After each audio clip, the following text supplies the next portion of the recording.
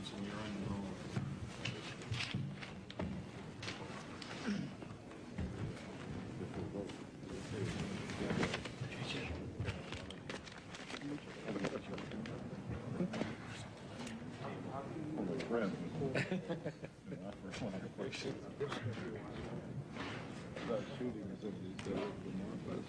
Really?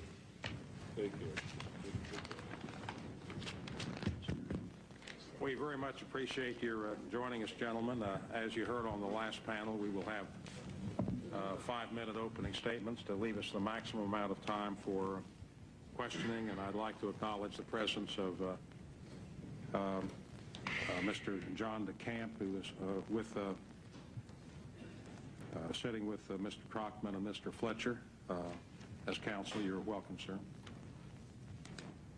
We'll begin with the listing in the witness list as circulated with Mr. John Crockman from Knoxon, Montana. Mr. Crockman, the floor is yours. Greetings from Montana. It is sad that this opportunity to address the Senate has arisen out of the Oklahoma tragedy. We wholeheartedly denounce the deplorable act of violence. We have and will continue to assist in any manner to apprehend all persons that may have planned and or carried out that dastardly deed at whatever level they may hide. At the present time, we view the militia movement as a giant neighborhood watch.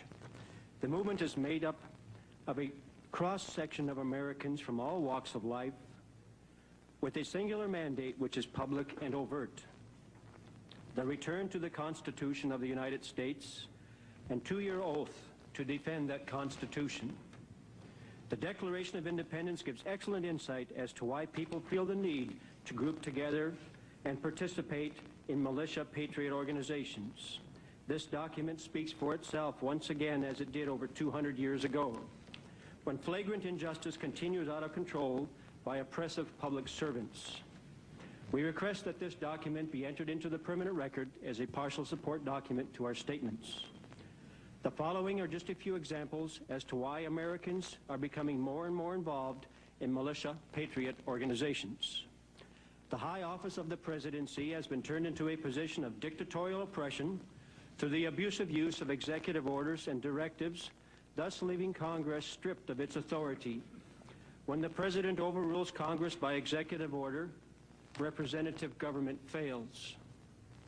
When government defines human beings as a biological resource under the United Nations Ecosystem Management Program, maintaining that state and local laws are barriers to the goals of federal government. When the average citizen must work for half of each year just to pay their taxes, while billions of our tax dollars are forcibly sent to bail out the banking elite. While our fellow Americans are homeless, starving, and without jobs, Congress wonders why their constituents get upset. When government allows our military to be ordered and controlled by foreigners under presidential order, allowing foreign armies to train on our soil, allowing our military to label caring patriots as the enemy, then turns their tanks loose on U.S. citizens to murder and destroy, or directs a sniper to shoot a mother in the face while holding her infant in her arms, you bet your constituents get upset. When government refuses to hold hearings on government-sanctioned abuses and whitewashes those hearings that are held, when government tampers with or destroys evidence needed to solve crime and now considers the very idea of infringing upon the people's right of freedom of speech, assembly, and the right to redress after having destroyed the Second and Fourth Articles, how can senators and representatives ever question the loyalty of concerned Americans without first cleaning their own house? Quote, the law perverted and the police powers of the state perverted along with it. The law not only turns from its proper purpose, but made to follow a totally contrary purpose. The law becomes the weapon of every kind of greed. Instead of checking crime, the law itself becomes guilty of the evils it's supposed to pursue. Unquote. Frenchman Frederick Bastiat, 1884. We the people have about had all we can stand of the twisted, slanted, biased media of America, who take their signals from a few private, covert, special interest groups bent on destroying what's left of the American way. We respectfully request that you rely upon your own investigation, steering clear of the media and their rumor gossip mills of disinformation. Although most everyone in the movement has assembled under the First Amendment, freedom of speech and freedom of peaceably assemble, We have not forgotten what our founding fathers have stated about the second. Former President James Madison, a well-regulated militia composed of the body of the people trained to arms is the best and most natural defense of a free country. Former Vice President Elginbridge Gary. I ask, what is the purpose of the militia? To offset the need of large standing armies, the bane of liberty. Why would he call the armed forces the bane of liberty? Who is the Pentagon waging activities against active campaigns to win over the populace, and why? Why does Military Civil Affairs Manual 4110 seem to be so applicable in America today? Paraphrasing, steps necessary for the overthrow of a nation. May God be with America as he watches over the shoulders of you who write her laws. A nation can survive its fools and even the ambitious, but it cannot survive treason from within. America has nothing to fear from patriots maintaining vigilance. She should, however, fear those that would outlaw vigilance. Thank you. Thank you very much, Mr. Crockett. Now, Mr. Fletcher. Well, I'm going to just stand for in the interest of time so that we can get into some other more pressing concerns.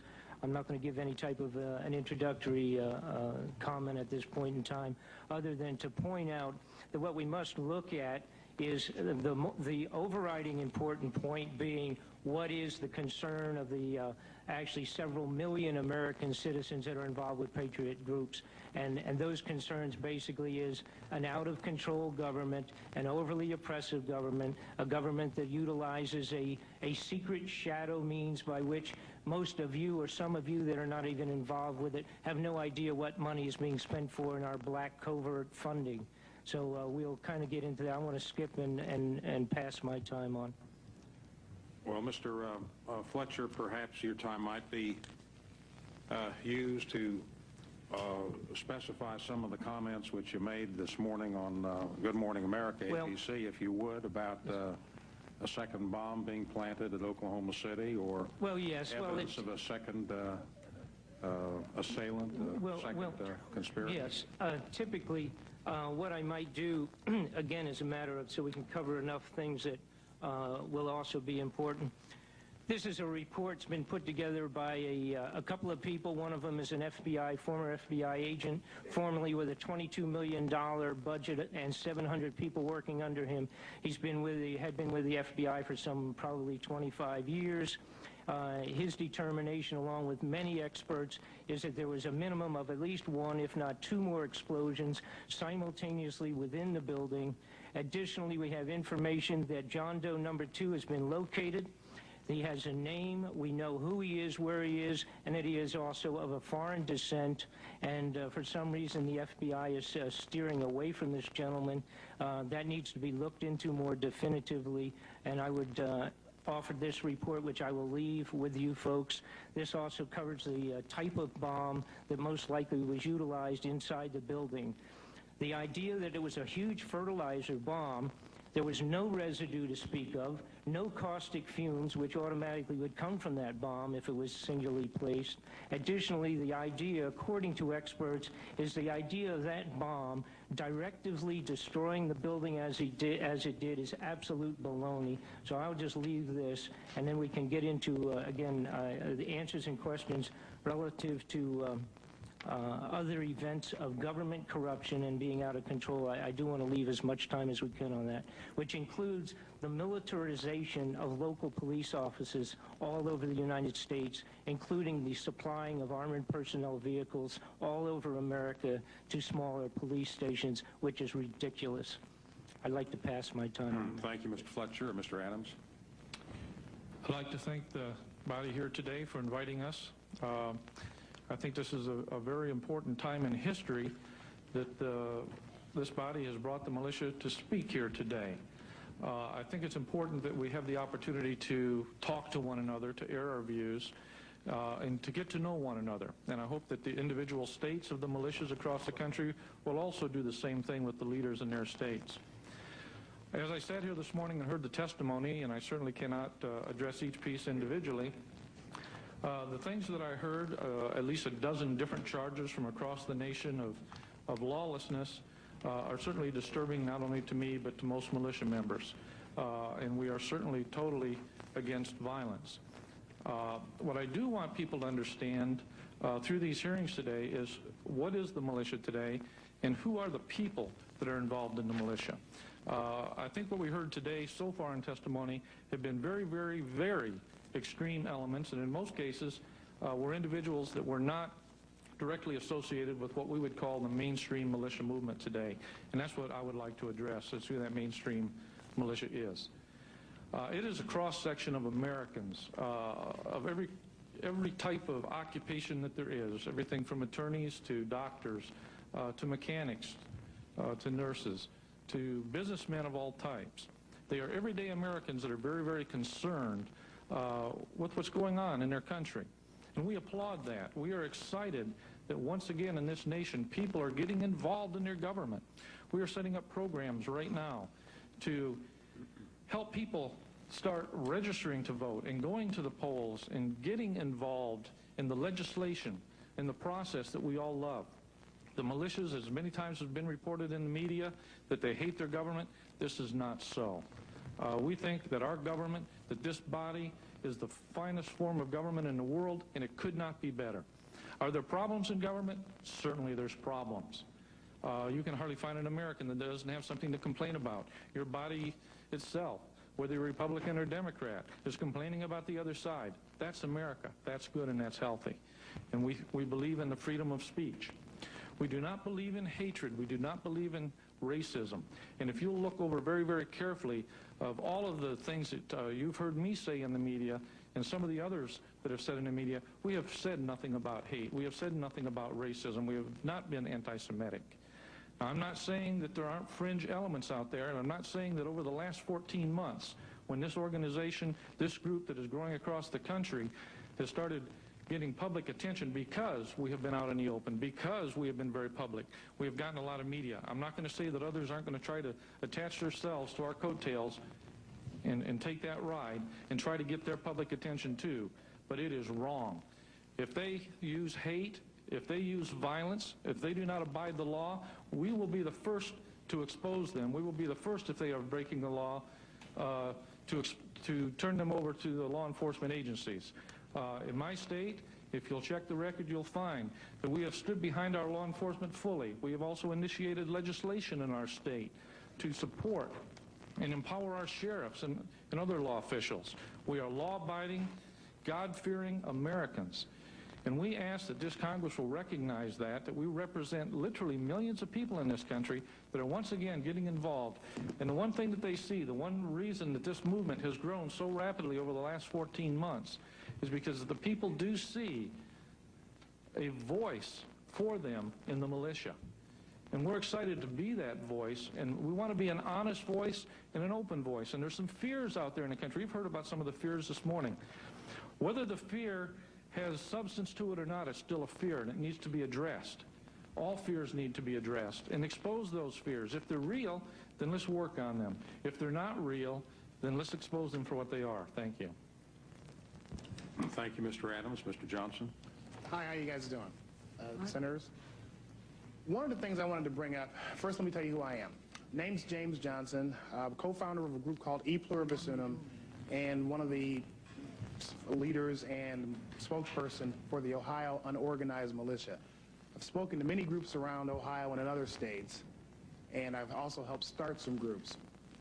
Now, what I wanted to touch on was what Mr. Thompson said. I think he focused on a key point, which was why these groups are forming. Why is it growing like it is? And that's some of the topics that need to be addressed, and I think maybe you can talk to some people on the inside like you have here to answer those questions.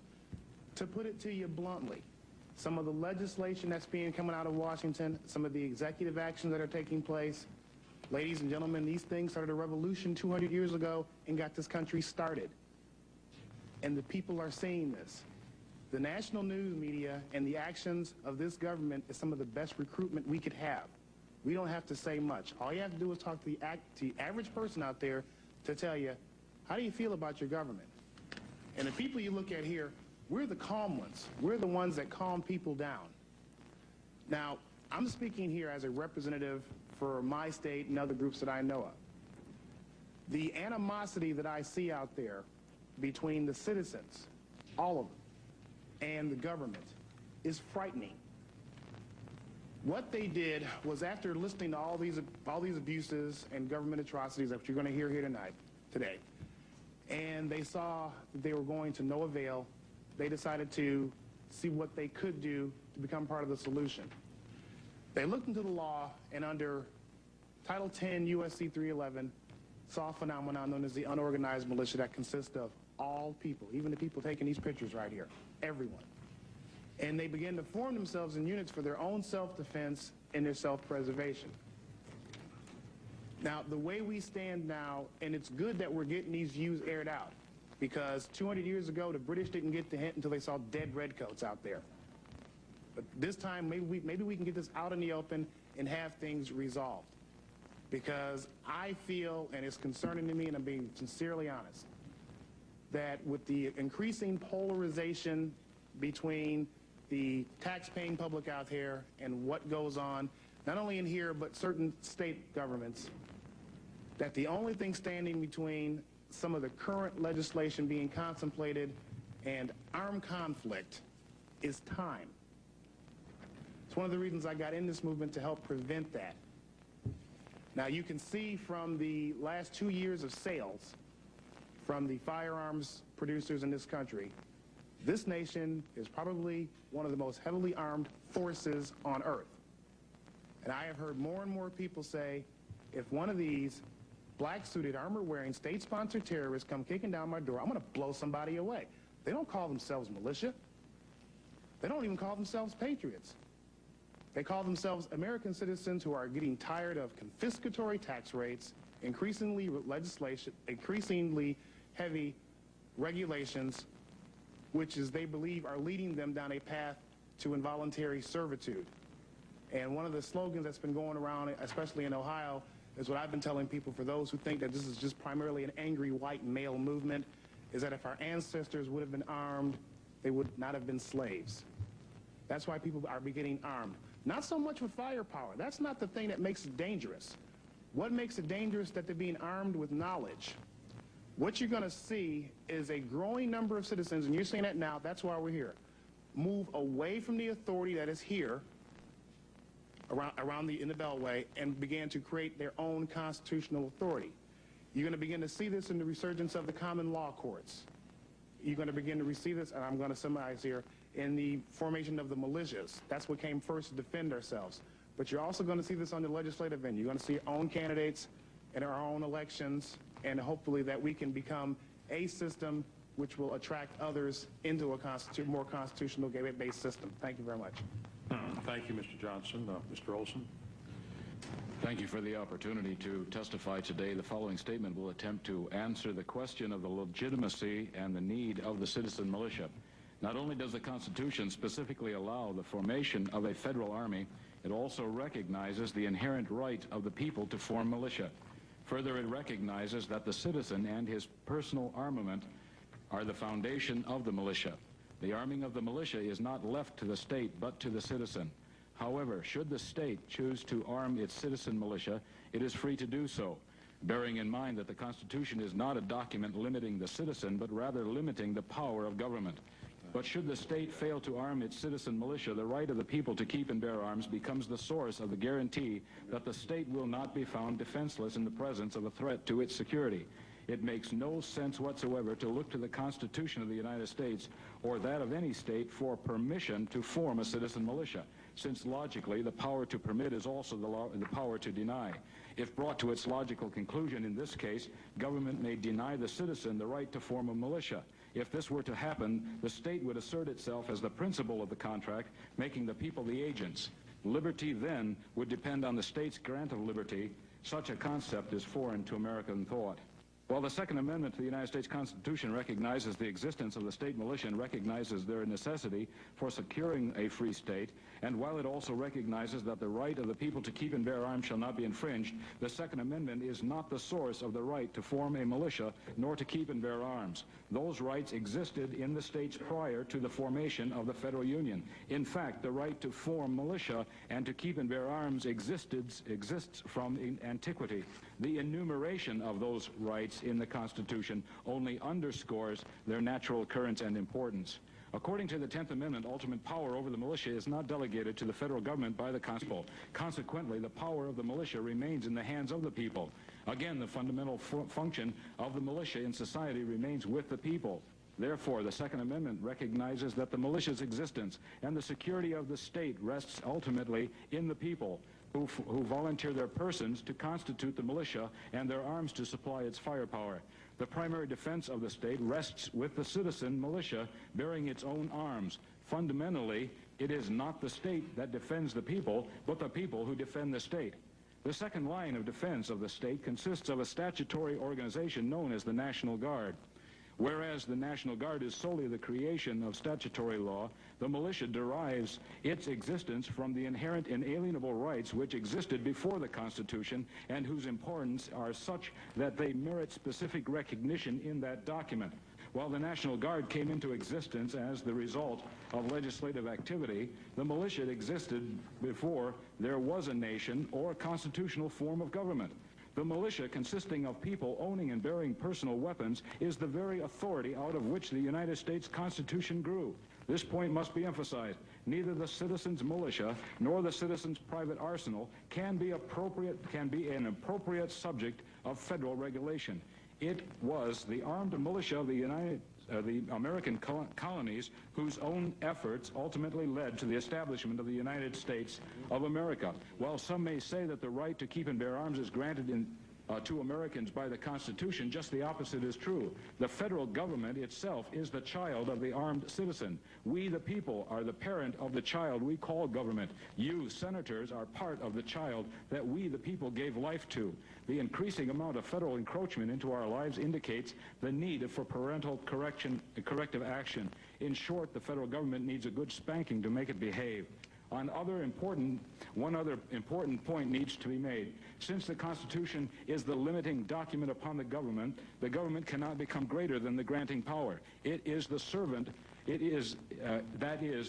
cannot become greater than its master. Therefore, should the chief executive or other branch of government or all branches together act to suspend the Constitution under a rule of martial law, all power granted to government would be canceled and deferred back to the granting power, that is the people. And I'll conclude with this statement: martial law shall not be possible in this country as long as the people recognize the Bill of Rights as inalienable. My statement is not complete, however, it has been made part of the record for those who would like to review it. Thank you very much. Thank you, Mr. Olson. Mr. Olson, I heard you say on national television that you could understand why someone would bomb the Oklahoma City Federal Building. How can you say that? How can you understand why someone would bomb a building and kill so many innocent men, women, and children? I don't believe that's the correct context, Senator Specter. I believe the context was, when they were asking me about the dynamic that occurred during following the bombing of the Oklahoma City Federal Building, I was asked by Leslie Stahl, and I responded that I understand what took place. The good senator from Montana here earlier said that he understood why people hate their government. I don't think it's uncommon for us to seek understanding, because unless we understand a problem, we have no way of solving it. What I meant by that, and in the context, and you, Senator Specter, who sound-bited Leslie Stahl, and were wrong to do so, sir, you should have got the entire... Would you please allow me to finish my statement, sir? You should have received the whole context and allowed me to explain it. What I said was that I understand the dynamic of retribution. Revenge and retribution are a natural dynamic which occurs when justice is taken out of the equation. Back in the Old Testament, there were the cities of refuge. You who are students of the Old Testament know that those cities of refuge were placed in the Promised Land to allow a place for a person to run if someone's life were taken, that a relative would not avenge the life of that one. That awaiting justice. When justice is removed from the equation, then the dynamic of revenge, retribution, and retaliation will take place. I understand the dynamic, sir. That is what I meant. Well, all right, Mr. Wilson, let's not deal in sound bites. Do you now understand why someone bombed the Oklahoma City Federal Building? The Oklahoma Federal Building, I would give that information to the FBI. I understand the dynamic, sir.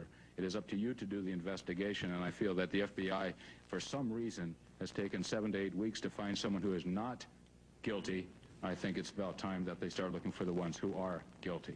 Now, we'll pursue parts of that later, but I'm not asking you for evidence as to who bombed it. When you say you tell the FBI, I want to know if you understand why somebody bombed the Oklahoma City Federal Building. That has not been proven that somebody bombed the Oklahoma Federal Building. The fact of the matter is that one person has been taken into custody. There have been allegations made. He is an alleged bomber. I believe that we in the United States of America have to wait until the justice system takes its course. We are innocent until proven guilty. I don't know why somebody bombed. I'm saying that if someone were to be held accountable for that, and if that was the act of retaliation, revenge, or retribution, I understand the dynamics, sir, of that, because justice has been taken out of the equation. And when justice is taken out of the equation, revenge, retaliation, and retribution will take its course. Well, whether it's singular or plural, the Oklahoma City Federal Building was bombed. What are you looking for, Senator? What am I looking for? Well, I hadn't finished my question, but I'll answer yours. What I'm looking for is your statement about understanding why the building was bombed, whether it's singular or plural. And you talk about vengeance, and you talk about retribution, and you talk about many factors, but what I want to understand from you is whether you understand, or stated differently, think there's any justification whatsoever, given your comments on vengeance and retribution, whether there's any justification whatsoever for the bombing of the Oklahoma City Federal Building. Well, you're a clever attorney, sir, and I give you credit for trying to wrap my thoughts around your axle, but I'm not going to allow you to do that. Sir, it has not been proven that that person did that, nor has it been proven that that was in fact an act of retaliation, retribution, or revenge. We still have to wait the ongoing investigation. It very well may be that there was a conspiracy at higher levels, people behind those people who we have been fed by the press to accept or to believe that perhaps it was one angry individual. I say wait, let's do the investigation. Let's wait. 3 days after John F. Kennedy was killed, everybody believed that Lee Harvey Oswald did it. Today, many of us doubt that he alone did it. And you're the single bullet theorist, and you believe that he alone did it. We don't necessarily hold to that opinion, sir. Well, if we can leave the single bullet theory for another day. That's your choice. No, I will stay and discuss the single bullet theory with you when the hearings are concluded. I'll be glad to do that on the record and in public. And I'm not trying to put any words in your mouth. I'm just asking a direct question. And I'm trying to understand what you understand. I cannot understand how anybody could understand why someone would bomb the Oklahoma City Federal Building as a matter of retribution. Well, you don't understand the problem that we've had in Northern Ireland. You don't understand the problem that we've had in South Africa. You do not understand the hatred and the retaliation, the retribution and the revenge that has been going on around this globe since time immemorial. Then you don't understand the dynamics, sir. Well, Mr. Olson, I may not understand, and that's why we've had these hearings, so that you could have a full opportunity to express yourself. May I make a correction for the record, too? Senator Cole raised a poster a moment ago showing Hitler with his hand raised in the air. So that's a copyrighted poster produced by Jews for the Preservation of Firearm Ownership. It is not the work of some militia organization. So just to make that a comment for the record. Well, we'll pick up your comment about copyrights and about Jews in a few minutes. No, sir, I believe you're trying to lay at the feet. You're trying to lay at the feet of the militia some culpability as a responsibility. You're trying to make us out to be something that we are not, much like the press has tried to do over this last year. We are not what you think we are. We are not what the press wants to feed to the American people. We are people who are opposed to racism and hatred. We are people who love our government and love the Constitution. It has been the design and the blueprint for governments around this world. We're proud of the United States of America. But the thing that we stand against is corruption. We stand against oppression and tyranny in government. And many of us, are coming to the conclusion that you best represent that corruption and tyranny. There are millions, 40 to 70 million Americans out there on the other side of the Alleghenies, and there is intelligent life west of the Alleghenies, sir. And I believe that you have to talk to those people out there. You're wasting precious time. Well, I'm not going to interrupt you in any of your responses. I'm not going to go on preaching, sir. Go ahead. But I am going to note you're interrupting me when I started to say to you that we will get back to your statement about copyright and about Jews. We'll get back to that. But what I want to come back to at this moment is your statement about retribution and violence and apparent justification for it. And Yes, now, wait a minute. I'm not going to let you interrupt me again. What I want to come to, and I want to have a full discussion with you, Mr. Olson, because I want your ideas fully exposed. There are other people on this panel, sir, that well, I know, they but need I'm to the share chairman, this. and they'll have a chance to speak, and I'm not going to interrupt you at all whenever you start to reply. And what I want to do is I want to hear all your ideas, because I want your ideas compared to mine. And I want to let the American public judge whether you're right or I'm right. And when you talk about Ireland and you talk about South Africa and you talk about Oklahoma City, we're going to give you every opportunity to say everything you have in mind.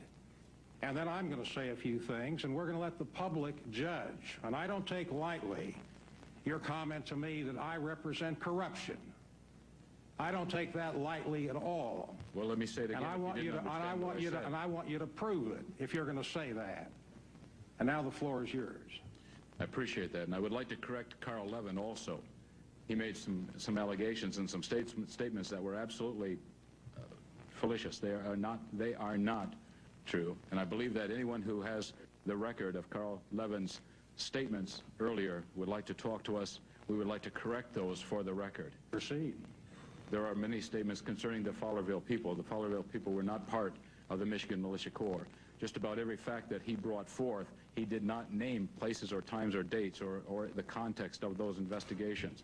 He, together with many of these people seated and also the press before us, these people and you have tried to paint us in a different light. Following the Oklahoma City bombing, Louis Freeh, on the 27th of April, came out and said that the Michigan Militia Corps had nothing to do with the bombing in Oklahoma City. However, the press did not pick up on that. When you talk about, or when the senators talk about, or Carl Levin talks about how terrible it would be to even consider that the federal government had anything to do with killing Americans, I submit to you, sir, that the Central Intelligence Agency has been in the business of killing Americans and killing people in the United States and around the world since the 1946. I submit to you, sir, that the Central Intelligence Agency is probably the grandest conspirator behind all of this government. And I submit to you, sir, that perhaps the puppeteer strings of the Central Intelligence Agency reach even into the senators, perhaps before us and perhaps also in the Senate of the United States of America. Well, as long as you say perhaps, Mr. Olson. Senator Cole. Thank you very much, Mr. Chairman. I would just like to read to you, Mr. Olson, a fax that you sent out on April 28th to the American people, and it said this: "The wrath of the country has been directed toward the brave men and women of the Michigan Militia. Now, here's the truth. On April 19th, 1995, a day that will live in infamy, the government of Japan, in retaliation for the United States gas attack on the subway in Japan, blew up the federal building in Oklahoma City." That's a fax from you to the American people on April 28, 1995. Would you care to comment on it? I have a 40-page document that I have prepared, a transcript of an audio tape that is available to the press. We encourage the press to see me at the press conference this afternoon at 3 o'clock in the White Room on the 13th floor of the National Press Club building, and I will be happy to provide you with 40 pages of transcript. Do your own investigation. Well, are you standing by that fax? I'm saying that bits and pieces of information are conveyed and brought to the attention of the Michigan Militia Corps. We have established safe houses. We have established places of protection where people inside the agencies can come to us with information concerning corruption. And when they do, Mr. Olson, sir, let me finish. You haven't said it yet. I'll be very brief. When they bring facts to us, we hand it over to the media to investigate. We do not have the resources or the wherewithal to investigate all of these facts. You haven't responded. I said to you, you responded to the fax that you sent out on April 28th. It says, on April 19th, a day that will live in infamy, the government of Japan, in retaliation for the United States gas attack on the subway in Japan, blew up the federal building in Oklahoma City. Your And I fact. reply to you, sir, that if we wait and the investigation is done, I believe that we will find collusion between governments in the involvement in the Oklahoma City bombing if we will wait and allow the investigations to be conducted. All right. Mr. Fletcher, as I mentioned in my statement, the militia of Montana claims that there are, quote, lesbians, sex perverts, child molester advocates, Christian haters, and the most doctrinaire of communists heading the FBI and the IRS. Now, Mr. Fletcher, with respect to the IRS, I have no quarrel with you. So be it, sir. But my friend Louis Freeh is a different matter. So I would like to ask you, are you suggesting that he is a lesbian or a sex pervert, a child molester advocate, or a Christian hater, or a communist? Well, first off, that's not my quote, so that for the record we clear that. And I think that comes out of a singular book that we carry, the same as the library carries, and that's the extent of that. Now, those people that live inside the Beltway have to select their own friends and figure out what their sexual status is, and there's a huge variety at the highest levels of this government in that direction. What I would like to point out, though, that you bring up Mr. Freeh, and an interesting thing has taken place actually almost a year ago, July the 2nd. Mr. Freeh was in Poland, and he made a Nazi-related speech, and it was a memorial to the Jewish camps and the Holocaustic action that took place there. And he said an interesting statement. He said that what happened 50 years ago is not just a history as much as it is a warning. And Mr. Freeh said that, in fact, at any time that any nation of the world starts to utilize local police with their federal enforcement and starts to federally arm the police at a local level, as Adolf Hitler did as he slowly came in and did his outrageous acts back in 1940 and 38, he said that anytime we see this, it's an immediate red flag that that nation is probably moving into a dictatorship. Well, within a single year, we start, supplying local police agencies with armored personnel carriers. This, by the way, is just the sheriff's department. Those are not military. This is the sheriff's department in Everett, Washington. These armored personnel vehicles are being supplied by federal enforcing agents to a whole variety of local police agencies. This is exactly part of what Mr. Freeh was telling the folks in Poland and the rest of the world to be aware of as a sign of moving into dictatorship. This is only one small part of that, sir. This is what I would refer to as a terrorist. These are FBI enforcing agents dressed in their black outfits. This, sir, is an ATF agent in its black outfits. This used to be a terrorist. If an American saw this character going down the street, any American, 10, 15 years ago, they would have shot this sucker because this is a picture of a terrorist. This is now the ATF agents. We have questions relative to going beyond Mr. Freeh's point of hundreds of flat cars of United Nations Russian equipment all over the United States. We have questions as to why the United States Army, with this document I have here, has put together the regulations to create civilian inmate labor prison camps inside military bases. Those are the questions. We have questions why, under executive orders, the President of the United States sends $200 million to build Russian homes for Russian soldiers overseas. Thank you. I'd like to just get on to Mr. Yes. Fletcher. Another question in an interview with the Los Angeles Times on April 21st, you said that you told the Associated Press that the American government has created weather tampering techniques so that the New World Order will be able to starve millions of Americans and to control the rest. Would you explain what you were trying to say? Well, what I was trying to say is exactly what I said.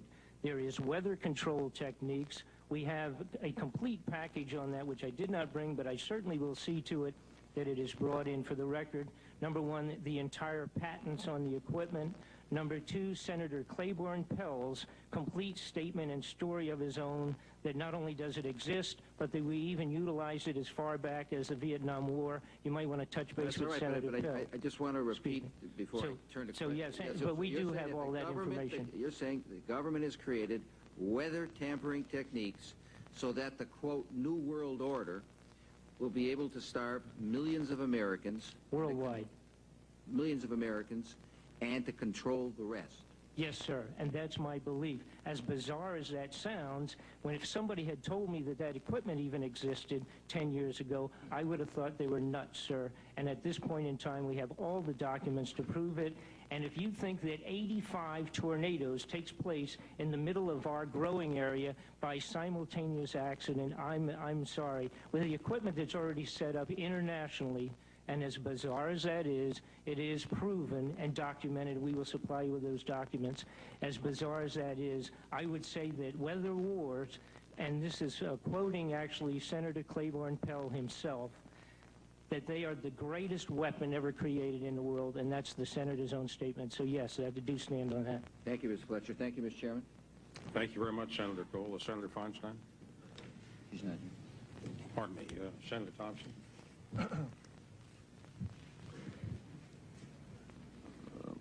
Mr. Johnson, whether or not one agrees with your statement, I think you gave a very thoughtful statement, thought-provoking as to what you perceive to be going on in the country and the concerns.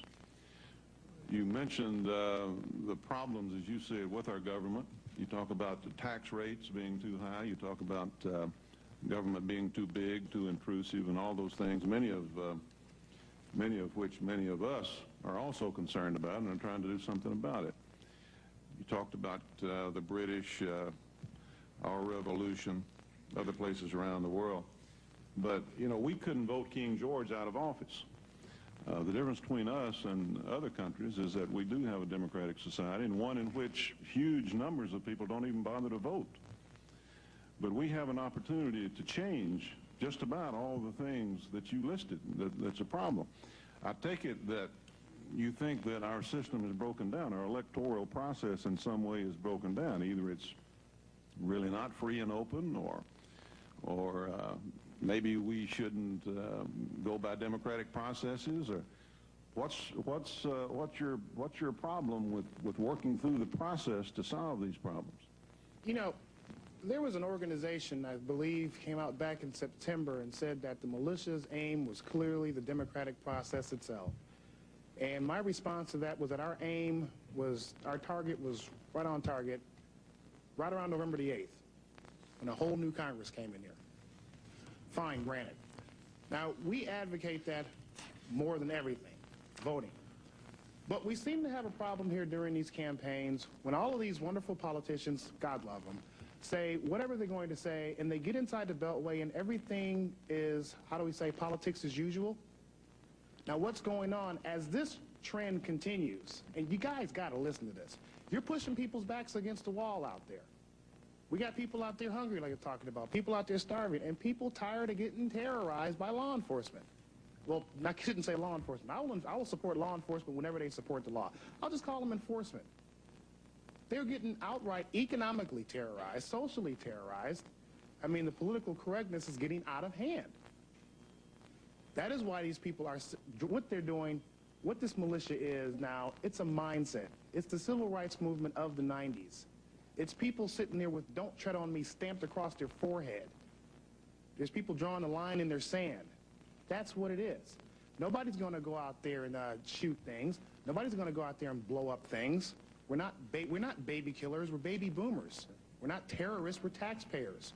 We're not extremists, we're just extremely ticked off at the way the government is deviating away from what's going on around here. And when I say we, as this militia, as this little covert group out there, no, it's everybody. Now, just because you say we're going to form ourselves a militia, it doesn't make you the militia. What we stand for here is a constitution. That's it. All right, let me follow up on that a little bit. We'll be disregarding the lights. Senator Thompson may proceed as he wishes. Thank you. I take it then basically you think the system doesn't work, that the problems that you see are not really being addressed, that politicians promise one thing and deliver another.